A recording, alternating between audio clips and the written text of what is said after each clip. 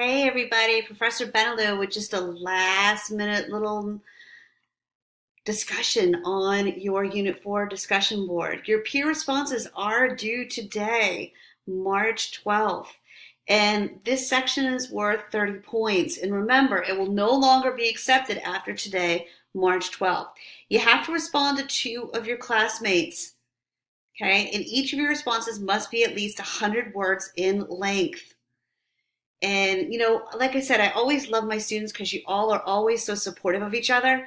But you can't just leave it at great job, Sue, great job, John. You have to get into depth and further the conversation.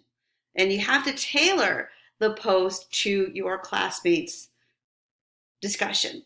So the four things that you should be answering in the peer discussions are as follows.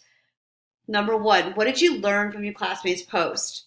Secondly, are there any connects between their document and the unit materials that they did not mention? Thirdly, are there any connections between what you learned from your source and what you learned from their source? And lastly, what clarification do you need regarding the post? All right, I hope this last minute little pep talk helped. I am always available if you have any questions. Good luck and let's get this DB in, everybody.